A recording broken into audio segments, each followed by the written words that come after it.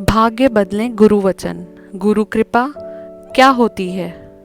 एक धनी सेठ थे जिनके कोई संतान नहीं थी। बड़े बड़े विद्वान ज्योतिषियों से सलाह मशवरा करने के बाद भी उन्हें कोई लाभ नहीं मिला।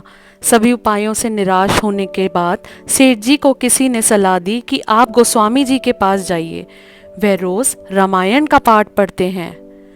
तो सेठ जी वहाँ चले जाते हैं। तब भगवान राम स्वयं कथा सुनने आते हैं, इसलिए उनसे कहना कि भगवान से पूछें कि आपके संतान कब होगी। सेठ जी गोस्वामी जी के पास जाते हैं और अपनी समस्या के बारे में भगवान से बात करने को कहते हैं। कथा समाप्त होने के बाद गोस्वामी जी भगवान से पूछते हैं कि प्रभु, वो सेठ जी आए थे जो अपनी संतान के बारे में पूछ रहे थे। तब भगवान ने कहा कि गोस्वामी जी, उन्होंने पिछले जन्मों में अपनी संतान को बहुत दुख दिए हैं, इस कारण उनके तो 7 जन्मों तक संतान नहीं लिखी हुई।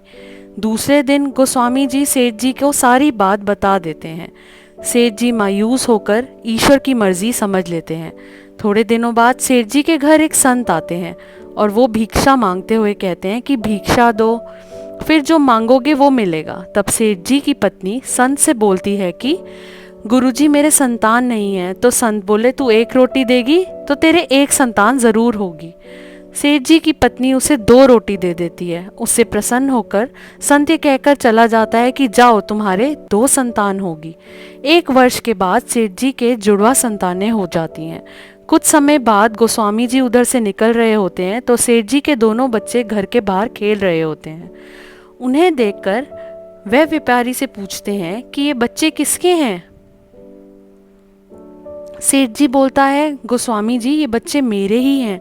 आपने तो झूठ बोल दिया था कि भगवान ने कहा है कि मेरे संतान नहीं होगी, पर ये देखो गोस्वामी जी, मेरे 2 जुड़वा संतानें हुई हैं। गोस्वामी जी ये सुनकर आश्चर्यचकित हो जाते हैं। फिर सेठ जी उन्हें उस संत के वचन के बारे में बताता है।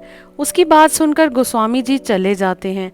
शाम को गोस्वामी जी कुछ चिंतित मुद्रा में रामायण का पाठ पढ़ते नजर आते हैं। तो भगवान उनसे पूछते हैं कि गोस्वामी जी, आज क्या बात है, चिंतन मुद्रा में क्यों हो। तो गोस्वामी जी कहते हैं कि प्रभु, आपने मुझे उस व्यापारी के सामने झूठा पटक दिया। आपने तो कहा था कि व्यापारी के 7 जन्म तक कोई संतान नहीं लिखी है। तो ऐसे कैसे हो सकता है। मैं बहुत आश्चर्यचकित हूँ। फिर उसके 2 संतानें कैसे हो गईं? तब भगवान बोले कि उसके पूर्व जन्म के बुरे कर्मों के कारण मैं उसे 7 जन्म तक संतान नहीं दे सकता, क्योंकि मैं नियमों की मर्यादा में बंधा हूँ। पर अगर मेरे किसी संत सद्गुरु ने उन्हें कह दिया कि तुम्हारे संतान होगी, तो फिर उसे भी मैं नहीं टाल सकता। गोस्वामी जी, क्योंकि मैं भी संतों की मर्यादा से बंधा हूँ, मैं पूर्ण संतों के वचनों को काट नहीं सकता, मुझे संत की बात रखनी पड़ती है। इसलिए गोस्वामी जी, अगर आप भी उसे कह देते कि जा तेरे संतान हो जाएगी, तो मुझे आप जैसे भक्तों के वचनों की रक्षा के लिए भी अपनी मर्यादा को तोड़कर वो सब कुछ कर देना पड़ता है जो उसके भाग्य में नहीं लिखा है। इस कहानी से तात्पर्य यही है कि भले ही विधाता ने आपके भाग्य में कुछ ना लिखा हो, पर अगर किसी गुरु की आप पर कृपा हो जाए तो आपको वो भी मिल सकता है जो आपकी किस्मत में नहीं। भाग लिखी मिटे नहीं, लिखे विधाता लेख, मिल जावे गुरु मोहर तो लगे लेख पे मेघ।